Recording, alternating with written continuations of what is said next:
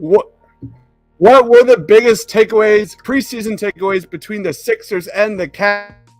Is Tyrese Maxey ready to take that next step in year 3 and be potentially the number one option on this team? All that and more on the latest Sixers post-game live.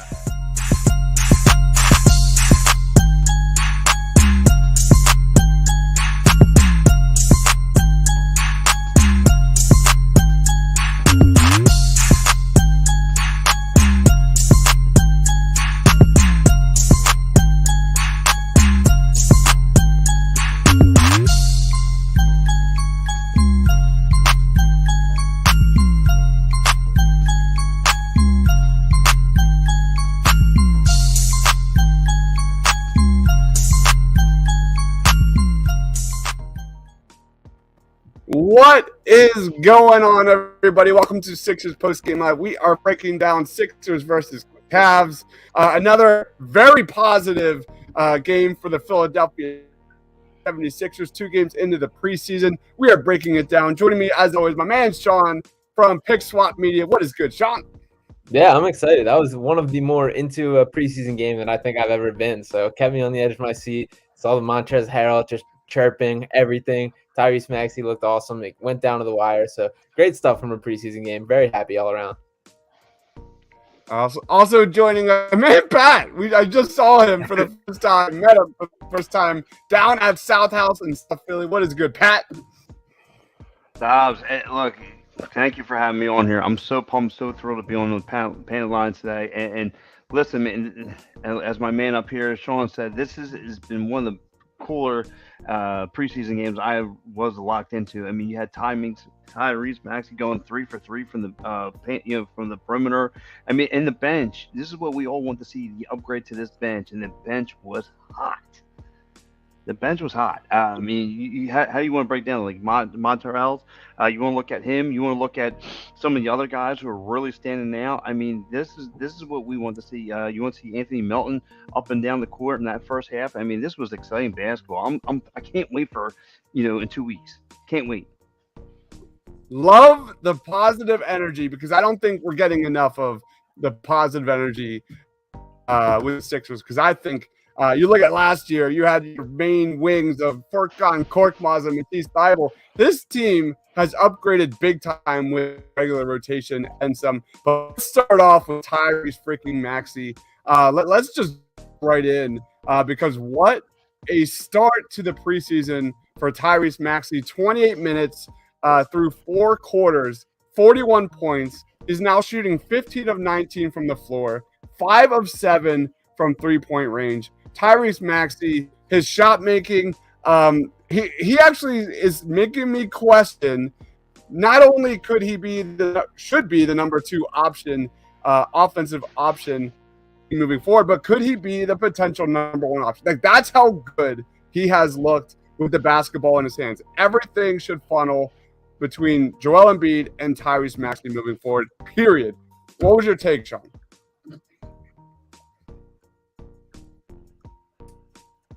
Yeah, no, I definitely agree. I continually am just impressed. This feeling just keeps getting higher for what he can be.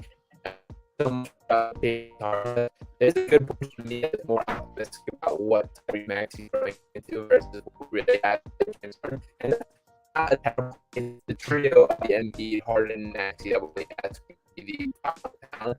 And Maxey, okay, I mean, he's just a delight to watch. He's one of the combinations. Terrific burst, terrific energy, so fun to watch on that court and just improve the players he adds to his game. I was starting to talk offense, just like really takes a little bit of a step back just because of what a lead he took last year, and I don't think I got worried about that at all. All right, I'm having a little technical issues. And are you seeing that as well, Pat? Yeah, I'm hearing that as well. Okay. Yeah. Sean, we're kind of losing you over there, dude. But I'll throw it to you, Pat. What would you take on Maxey today? Maxey was, like you said, he might be the potential one category of where you want to go with the Rock right now. This kid has it all. I mean, he's lovable. He like I said, I know this is looking down. He is your potential Iverson right now. He's got the moves. He's got everything you want in a player. I mean, he knows how to find the open guy. He knows how to carve up the paint, and he knows, as he's going driving down the lane, he knows how to find that open guy. We all cried about, who's going to take. That's what Ben Simmons said. Like, he can max that, and at a younger age, and he can shoot the rock. So everything I'm seeing from this kid in his game is inclining better and better as the years go on with him. He is lights out right now. Like I said, 3 for 3 from perimeter. I mean, he really, really shot the ball off. And right, and yeah, right. And even Paul Reed, like I said, like I said, I know, like I said, we're alluding here to Tyrese Maxey, but I'm really thrilled what I saw from the bench. But back to Maxey though, he has been really solid for you. Like I said, in the paint from the perimeter, where you want him. You want that turnaround jump shot. He's there. He's got it. He's got everything you want. Absolutely agree. Quentin chimes in. Maxey just needs to play.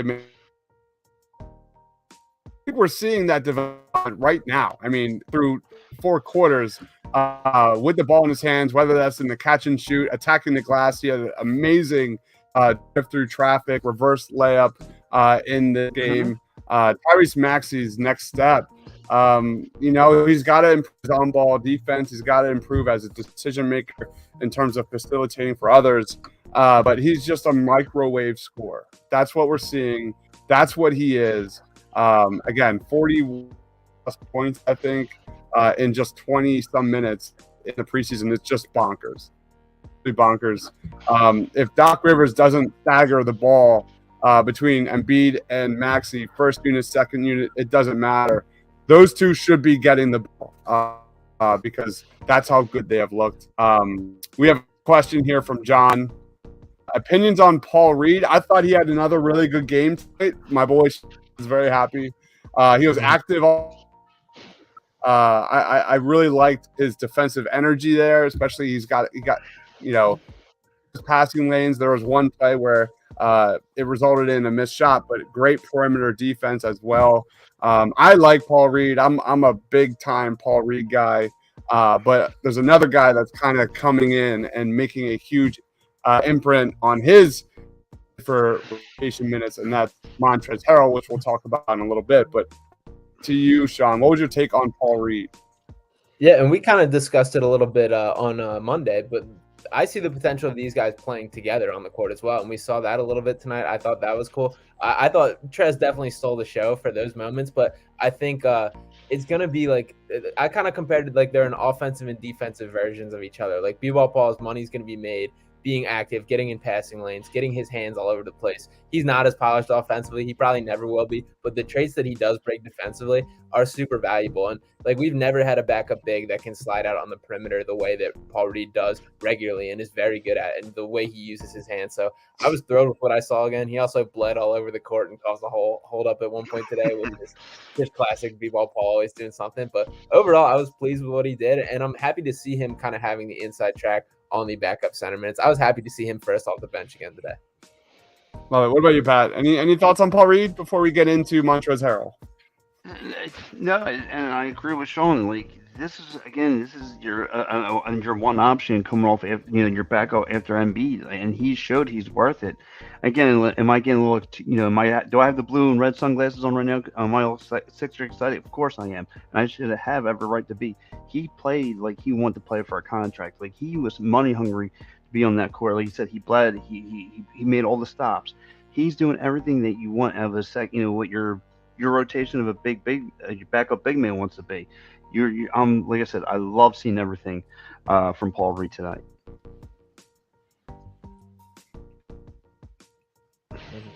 All right, can you guys hear me? I'm having like technical issues on my end. I got you. Mm-hmm. All right, we're good. I'm getting really I can tell my internet's been going in and out. But let's get into Montrezl Harrell. Another really good performance off the bench again. Montrezl Harrell with 13 points in 16 minutes. He had 3 boards, 2 assists, a block. We didn't even get into today how impactful he's going to be rolling to the bench on that second unit with James Harden. Really strong there. especially when you go back to his days with Harden in Houston, where he was 87th and 89th percentile rolling to the basket. There was a play in this, hit a pull-up jumper from like 15, 17 foot. I'm like thinking, when's the last time you had like a backup big man that can pull up and hit that kind of shot? I'm thinking like something along those lines. Like, it's been that long. At least on my end, I'll throw it to you, Pat, first. Like, Montrezl Harrell, we're going to get this guy. Well, first of all, I'm glad you're lying because I thought you said Spencer Hawes for a second. Almost scared me. No, listen. But listen, everything again. Montreal Hall. How can you not like the guy? Again, showing that he like you say, he was grabbing boards, getting all the blocks, put up 13 points. He was getting people's ears. Not only does the opponents, like I saw him talking. I don't know if he was talking trash to Donovan Mitchell at the end of the game there, but I also seen him talking to Maxey on the side there. So maybe he was coaching him up. Maybe he was seeing something that he wasn't seeing. So like you said, maybe he has a role in the leadership that we don't know about. You know what I'm saying? So, I mean, we get it. We know James Harden's been here forever, but maybe he has something on the big man side of things or on the defensive side of things that he sees that, can help people with their game. So, I mean, like I said, all around, great pickup again to bring him in here. And he's going to, like I said, this bench is going to upload and it's going to help us carry through the playoffs. I'm not predicting anything, but I just know this Montreal's cat coming in here is going to be a big influence on the Sixers team. Mm-hmm. Absolutely. What about you, Sean? Yeah, I mean, I've never seen a guy more made to make a preseason game winner than Montrezl Harrell. I was just watching this guy playing against third stringers and just talking trash on every basket, him chirping in everyone's ear. And I love it. That's something, that kind of mentality, that toughness is perfect for Philly. It's something that this team has missed in an identity for so long, and he's just bringing it. It's awesome. That type of energy is infectious to a team. If he starts chirping, it's something that other guys follow, and that's what we want to see. Really, the only guy that we've had do that in the past is Joel. It's always been Embiid is the guy that's the talker, the chirper, and you don't really want your best player having that role either. So having another guy to kind of just do that, stir the pot, and bring the energy, and he can flat out play the stuff he did offensively. Like you said, we haven't seen that from a backup in seemingly forever. So I was thrilled. Him blowing kisses to the Cavs bench after a little mid-range just lit up my night. So I'm so happy he's in Philadelphia, and he is going to be a major part of this team. Love it. Superhero 18 in the house saying Paul Reed's an elite defensive player. The stuff he's able to do really helps us out as a whole. Let's go to another new addition because we got our first taste of PJ Tucker in a Sixers uniform. He didn't fill out the stat sheet when it comes to putting up points from this dude. At 0.7 minutes, he did have 4 rebounds, and I thought he looked really good. Talk about chirping and bringing that dog to this Sixers roster. But I thought he was good. I thought he was out there setting excellent screens. He was out, he was winning those effort points, those hustle points, diving onto the court. I thought his off-ball screens were really good, and I can't think of how much that's going to open up wide open shots for the Sixers perimeter shooters, especially in the corner. There was I like the chemistry I saw between him and Harden as well. So PJ Tucker, I'll throw it to you, Pat. What were your kind of just first initial reactions on this guy? Because I can't wait for WIP to chime in and start complaining about the lack of points. Well, that's why I don't listen to those cats. But anyway, like I said, everything you said about PJ Tucker was on point. The screen setting, him diving on top of the ball, him getting the spacing that for the perimeter guys to get is going to, and them taking their shots, as like I said, is all money. Everything he's going to do for this team is all money. Again, another big, nasty, chirping kind of guy that's going to get in the heads of a lot of people, and it's going to, this team's going to be nasty. This is going to be Broad Street Bully tough. And that's what this Sixers team is going to be meant to do: beat you up in the paint, and it's going to be all bully ball. And there's going to be nothing much teams can do. And then, like you said, you got the perimeter shooting from the TJ Maxey's that he's going to be able to set up for you, and then the James Harden's. He's going to be taking again another big. Like you said, you're going to not only deal with Embiid, but you're going to have to deal with PJ Tucker and his nastiness, and then at least on the outside of that, when defense are trying to sit in there play zone or play man to man, it's going to be a tough day at the bank for him, tough day at the beach for him because these guys are going to light you up, especially because of PJ Tucker being nasty. Mm-hmm. What about you, Sean? Yeah, I totally agree. I was pretty happy with what I saw from PJ Tucker tonight. Shout out Austin Krell tweeted out this one sequence where he had 2 offensive rebounds in the same possession, and that's the type of stuff that just wins you games. And one of them was he literally dove on the floor for at 37 years old in a preseason game, seeing that and then tipping out another. That just type of energy, that commitment, once again, is something that's been missing on the Sixers team. So I'm thrilled. And the off-ball screens, like you mentioned, there were a couple that he freed Maxey up in the corner. I kind of have jokingly said that I thought PJ Tucker is going to be the most impactful 4-point-per-game addition that ever in NBA history. And I'm kind of becoming more serious about that. Like, I think the stuff he does is going to be very dirty work behind the scenes, but extremely important to what this team does. So shout out Morey for really addressing all the needs, finding a way to bring these guys in with really not that much wiggle room to work with. But I'm pretty happy with the way this roster really is coming together. Sixers fans realize that, PJ Tucker's not here to put the ball in the basket. PJ Tucker's here to set up and help others around him. His job is to, truly kind of like open corner threes, peel his defender back to whichever corner he's from, make life easier for Harden and Embiid. The list goes on, and he's not going to put up your basic stats, but he's going to impact winning in a big way. And that was one of my favorite plays where he got extra possessions for the Sixers. Where should we go next? Can we talk a little bit about James Harden? Because he had a pretty amazing play in this one where he dropped Deion Wade, I believe, on a crossover. Barbecue chicken. To you, to me at least, James Harden from the eye test looks like he has his quickness back. What are your thoughts? Mm-hmm. Yeah, I think he definitely had more burst than we saw in the playoffs. I saw improvement. I won't go as far as to say he was the James Harden is old. One of my reasons for optimism for the addition of Harden and for him in this stage of his career is because even back in his day, it was never really his pure athleticism that got him. It was always the craftiness, the smarts, the way he uses his angles, uses his bodies. I saw more of that tonight. Even the play with Dean Wade, it was like he didn't just straight up blow by him or move him that much. It was more just the craftiness and the way he maneuvered, and it worked. And I wanted to see him slam it on that one fast break when he had he didn't quite get up for that one, so I'd have liked that. But overall, I'm pretty encouraged with what I saw from Harden tonight. Knocked him a couple threes, looked decent. So a good night. It's still preseason. He's still shaking off a little rust, but a step in the right direction for sure.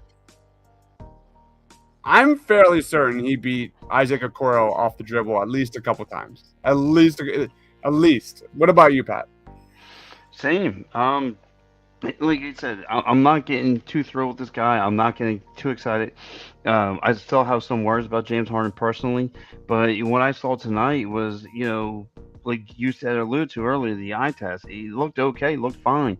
But I still think he's got a little bit more to improve with his game. Like I said, I like the three he took, from, like I said, all the spacing in the world. He just dropped that three. It was nice. And like I said, he's going to find himself in where there's not that much pressure on him this year, and he's going to be able to cause a lot of havoc from the perimeter. That's where I see. That's where he's going to be mostly doing his roles from. We all know his vintage move where he hits that pullback jumper. He's going to be doing a lot of that now. I just think he's going to have so much. Like I said, the pressure is going to be all from him this year, and he's going to be looking so much nice. And you saw a little bit of that tonight. Yep. Another debut, and that is Daniel House. He only put up 3 points in this one, but I'm all in on Daniel House. He was 1 for 1. He had 4 rebounds. He did have 1 turnover, but just from the eye test, watching this game, he's going to fit on this team very, very well. I love what this guy brings in transition. He's going to be a good shooter. He's not going to hesitate to put that ball up. He's a great, as we saw with the Jazz last year. Daniel House, a guy who knows his role and really well alongside as a complementary like Danny Green along our bigger piece here. Sean, do you have any quick thoughts on Daniel House? Yeah, just that it's nice to have two-way guys, like a guy that can play on both sides of the court. Because it's been like you look down the bench, you pretty much have had the one or the other with the Sixers. You have the Furkan who can shoot it. You have Matisse that can defend. You can't really we haven't had the guys that can do both, and that's kind of what Daniel House is. Matisse, to throw him in the mix a little, rough look on the first touch in the game, hitting the side of the backboard with the three-point shot. That was tough to see. I respect he keeps shooting. He's trying. More willingness to shoot, which is encouraging, but I hated seeing that. But for House specifically, I'm glad he can bring it on both sides of the floor. So I'm excited that good to have him around.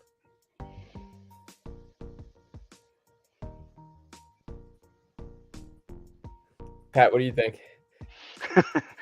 Sean, like I said, my internet is. Don't feel bad. Don't feel bad at all. It happens. Look, a two-way player is what you definitely need on this team, and him bringing that skill set to this and him filling that void for Danny Green is going to be again another plus.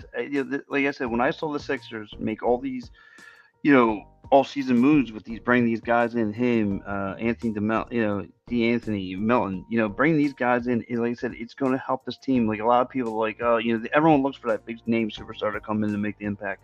It's not necessarily. This is not what they need. This is what they need, not what they want. This is exactly what they need. They need to upgrade that bench. You're not going to get Korkmaz getting all these tons of minutes. You're not going to get all the Shake Miltons of the world. These guys are going to be filling those voids. I can't wait to see it, man. I'm like excited. Just get me to the regular season now. I'm pumped. I'm thrilled.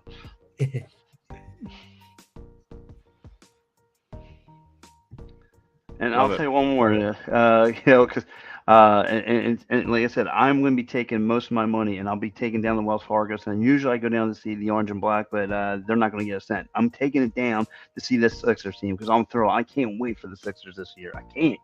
Yeah, definitely. Yeah, I'm excited. Another great win overall today. One more thing that I did want to kind of get into is just looking at like the bottom of this roster. It was interesting to me to see Charles Bassey, Trevlin Queen, and Isaiah Jaw. Yeah. All get DNPs today. Natsu not getting a minute. So I get they've got 17 roster spots for 15 guys. So 2 guys are going to get cut. But I was a little confused to have all 3 of them sit out, meaning like if there's already a decision made. First off, I would rather at least like see what we fully got with these guys and give them a chance to showcase what they can do at least. But I don't know. I was surprised by that. Do you have any thoughts on that? Well, you said that the lower end guys got themselves, having looking at each other down the court, finding each other wide open. It was nice. You saw those long throw balls, almost like a football game. You know what I mean? So, but like I said, it was nice to see those kind of setup moves where those guys were getting involved more. It was nice. And like I said, the only thing that, and I don't want to shift gears here, the only thing that can worry me about this team moving forward will be Doc Rivers moving forward. I think because you have the bench that you needed, you have the playmakers you want. It seems like everyone seems to be on pace, everyone seems to be on board. You're going to be dominant in the paint. You're going to be solid on the perimeter. Like I said, it's all up to Doc now. It's all on Doc what he's going to do. Mm-hmm. Can you hear me now? Yeah, perfect. My internet hates me tonight. I don't know what is going on. I felt like I was playing Call of Duty. Pretty much, it feels like it. But yeah, I think. Do you want to touch on D'Anthony Melton before player of the game? Because I want to ask Sean about that. Is I thought through 2 games, D'Anthony Melton's defense has been absolutely outstanding. I'm a little concerned about the ball handling. Am I being too overboard with these concerns? Because there's kind of a question about whether or not he can be that secondary ball handler. We saw some facilitating in the pick and roll tonight. It did not look great. Is this too much of a worry, Sean, or is the ball just going to funnel between Harden and Maxey back and forth on the first and second units? Yeah, I think it's a fair concern for sure. I definitely see the flashes. He's got a little bit of a b-ball Paul to him in the way that you just kind of got to reel him in a little bit. He's a little madness all over the place in a good way for the most part, but he's a little bit a guy I think we need to reel in a little bit, play a simplified role. But I think ideally how the lineup should work is pretty much you should have Maxey or Harden on the court for all 48 minutes. You should find a way to stagger them to make sure those are the money men with the balls in their hands the whole time. So that's what I'm hoping for. It's nice that Melton, I do think he's capable of being like a secondary guy out there, like a guy who really is a floor spacer that if they attack heavy can drive off. That's kind of what I see with his offensive role. And he's very willing as a shooter, which is encouraging, more so than I even expected. I was reading a couple like the Grizzlies blogs when we first got him, and there was one reporter who put it like, I've watched Anthony Melton play for 3 years now, and I still can't decide whether he's good or not. So there's definitely like him getting out of control at times and that kind of thing. But overall, it's still like a skill set that they haven't had, and just a nice kind of change. Like that one layup he had where he missed it and kind of floated right back up. That like splash of athleticism is super refreshing. Mm-hmm. Yeah, he's the shooting's going to come back. It's going to come back around. He's a 40.6% 3-point shooter in the catch and shoot. The assist to turnover ratio is really, really good. He's only 24, 25 years old. I'm not concerned whatsoever. I think the offense will come back. It's just a matter of like, what is his role? Like we said many times before, Doc has a great problem to have. He's going to be able to kind of play around with a lot of different lineup combinations on this roster, unlike some of the personnel he had in previous seasons. Any thoughts on Anthony Melton, Pat? No, like I said in the beginning of the show, I just saw the way he was up and down the floor tonight. Defense or offense. I mean, he was all over. I mean, he was really trying to help this team big time, and I loved everything I saw from the kid. He's got the X factor of wanting to be on this team. He's got that hustle. He's got the Philly drive of wanting to be, a playmaker.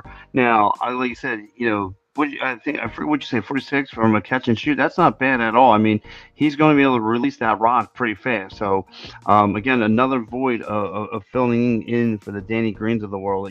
All those, and again, cutting down the Court Moss's time, like that's really going to be a big X factor to this team. I love it. I love what I saw from him tonight. Like I said, he didn't break a sweat. He was constantly up and down. Like I said, the ball handling and all that stuff, that's going to come into play. Just give it a little bit more time. The Sixers have forced 36 turnovers through two games. I mean, it's just preseason means nothing, but that is big. That's what the Sixers need to get back to, because whether people don't like to admit it or not, but they miss Ben Simmons in that defense and his ability to generate turnovers. That was a big area of weakness last year.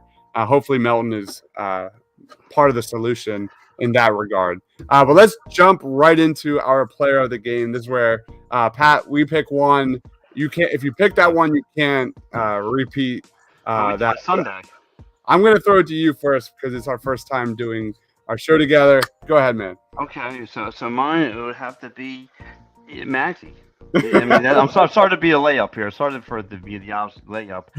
But 41 points in the preseason game, 3 for 3 from perimeter. I mean, how can you not? Like I said, great kid. He's got a great head on his shoulders, and his game is always improving, even in preseason games. You know what I mean? Mm-hmm. So that's my pick of the game. Love it. What about you, Sean? Yeah, I'm going Montrezl Harrell for sure.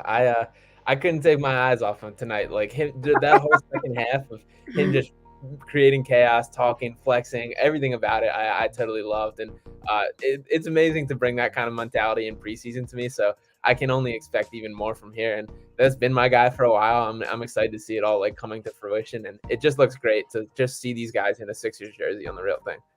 Love it. Love it. Love it. Love it. I was going to go with Harrell.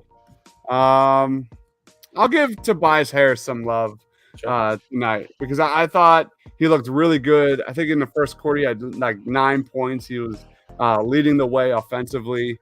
Quentin chimes in and says his player of the game is Montrezl Harrell. I thought Tobias Harris was extremely efficient, 4 of 4, I think, from the floor. I think he had a steal and a block, and there was a couple opportunities there where he was decisive with the ball and he attacked a mismatch, a smaller defender, and got his shot up, and it looked really good. Less is more when it comes to Tobias. He looks much more engaged defensively. He looks just more confident with the ball in his hands. Decisive Tobias Harris is my favorite Tobias Harris, and when he's locked in, he's just a completely different player. Quentin says I liked Harris too. So I'll go with Tobias Harris. It's interesting because we talk about Tyrese Maxey taking projecting what that leap to year 3 is going to look like.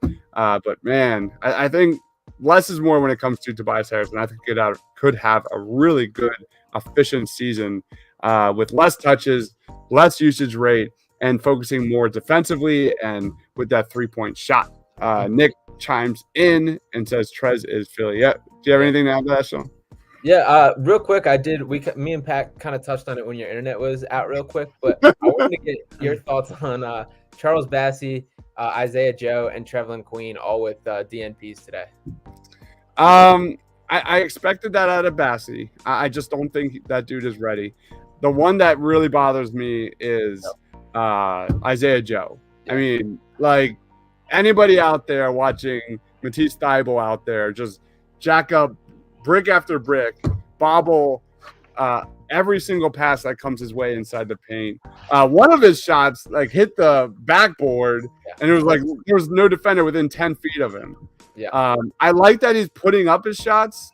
He's not, hesitating or pump faking as much, maybe.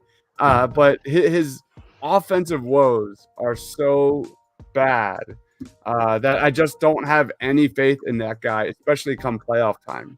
I just don't think he's going to be a playable player, to be honest. But when you look at a guy like Isaiah Joe, I want to see his growth defensively. We all know that he has zero hesitation when it comes to spacing the floor, and that's what we need on this team. That's exactly what he brings, and that's kind of what we need Thybulle to be as well. I think this is going to be a much more offensive-minded basketball team in some regards, but like when you add two-way switchable guys like Melton and PJ Tucker and Daniel House, like you're able to kind of like put in an Isaiah Joe and kind of live with that. So for me, it's Isaiah Joe. I don't like it. I would put in Isaiah Joe over Thybulle at this point, even though they're probably trying to pump up as much trade value, if at all, he has, because he doesn't have any. The window to trade Thybulle was probably a couple years ago, value-wise. But what about you? Yeah, I was reading into it a little more, like looking at the roster stuff. Obviously, they got to cut 2 guys or find a way to cut down 2 players. But I kind of like, if the decision's already made, which my assumption would be it's Queen and Bassey, that it would be the 2 on the chopping block. I still would rather, like, A, make sure you know what you got with these guys, and B, let them showcase what they can do. So I would have rather them given them at least a little run. And like you said, like Isaiah Joe all these guys deserve a chance to at least kind of show what they can do. I think to me, that's what the preseason is about. So I was disappointed not to see them get in at all. Yeah, absolutely. Quentin says, cut Matisse, Shake, and Joe, especially Joe. Come on, Quentin. Killing me. I thought Shake looked good. Shake was a bucket tonight. Yeah. No doubt. I'm not a Shake Milton guy at all. I was, but I've kind of like grown sour from his play over the last couple of years. But Shake was hitting some shots. There was one where he had a nice like ISO bucket with the shot clock dwindling. So yeah, that basically wraps up. Let's just get into plugs. Final thoughts. I'll throw it to you, Pat. Time is yours. Well, like, my final thoughts on the Sixers, just give me to the regular season, man. I cannot wait for Sixers opening day against the Boston Celtics. We're gonna be clicking on all cylinders. It's the Celtics, it's the rivalry right there. As soon as we open the gate, I cannot wait for opening day Sixers hoops, man. I cannot wait to see what this team is on some real time. You know what I'm saying? I cannot wait. Let's go Sixers. Love it. Where can we find your show, man? Listen, I'm attached with you guys. I'm attached with the Edge of Philly Sports. You can catch me on Devereaux Sports. You can catch me tomorrow night on Tack and Third talking Union Soccer. You can catch me on Sunday mornings talking 4-4 Philly Sports. Obviously, we're going to be talking some Phillies postseason. We're going to be talking some Birds. Well, we get the roller coaster started for your week to go. And also, we're going to be talking some Penn State football this week. On Michigan, so we'll get you ready going, for next week as they take on Michigan. So, keep on, let's lock on every Sunday morning. Catch me, Pat from Ambler on Twitter. Joey Porter Jr. is my guy, man. Love me some Joey Porter Jr. I want to get that guy so bad. And Nick Singleton's the truth. Nick Singleton is a flat-out stud if you haven't watched him yet. Dude is a monster. Yeah. What about you, Sean? Yeah, you guys can follow me on Twitter at Sean_Bernard1. Check out my written work on heavy.com. You can check out PickSwap Media YouTube channel to see a couple podcasts coming out there. Had some more Eagles thoughts and Sixers thoughts dropped today. So yeah, check that out, and I'll be back around on this as usual. Love it, man. I think you're gonna know where this is going, Sean. My final thoughts here is, I'm a big NBA draft guy, and I saw a dude play, and I'm in love. Yeah, Sean, I'm absolutely in love. He's going to be my favorite player in the NBA very, very soon. Victor Wembanyama. Yeah. If you haven't checked that guy out, he's got an 8-foot plus wingspan. He's 7'2", and he has a handle. He can shoot. He looks like the love child of like Giannis and Kevin Durant. Like he was so impressive, and I love those those kind of players. So if you haven't checked that out, he's unbelievable. Playing in G League last night, I was just blown away. Did you check him out, Sean? Yeah, I sat there and watched that. That was my first time watching a full game of Wembanyama. I've seen a bunch of the highlights, a bunch of like the workout clips, him with a couple NBA guys. I was blown away. I had a pretty high bar going in already, and he far and exceeded that. And I take a good amount of pride in just how much like pre-draft stuff I watch, how much like prospect scouting basically. And that was one of the just more blown away experiences I've ever had with him. So he really is just like a shooter and a basketball player who happens to be like 7'2", 7'4", whatever. He's not a big man that can shoot. He's a hooper that happens to be that tall. It's unbelievable. If you guys haven't checked it out, go check him out, man. He's a straight unicorn. Very curious if like OKC has a chance to get that guy and putting him next to like a Chet Holmgren. That would be just laughable. That would be absolutely laughable because those are two guys that are just have infinite wingspans, can dribble, can shoot, can protect the rim. Oh man, really, really fun guy to watch. I'm glad you got to check him out because I was just gushing this morning when I was catching up on that game. Scoot Henderson's the real deal too, going from G League Ignite. So both those guys have bright NBA future. Probably the 1 and 2 picks. Pretty seems locked in right now. But yeah, that was awesome to just watch that last night. Love it. Victor Wembanyama. Go check him out, guys. Please go check him out. All right, thank you everyone for watching. Go check out Devereaux Sports. My man Pat does a great job over there, especially with Edge of Philly Sports, EOP Sports.com, Facebook, Twitter, YouTube, Instagram, you name it. And then my man Sean down there, he is with PickSwap Media. Go check out PickSwap Media and the PickSwap podcast for everything Sixers, Eagles, you name it. It's all there. So thank you everyone for watching. Sorry about the technical issues tonight. I don't know what the heck was going on. That was a hot mess, the worst ever. But this is what happens, man. The show goes on. But thank you everyone for watching. We'll see you next time on the next Sixers Post Game Live. Stay awesome, everyone.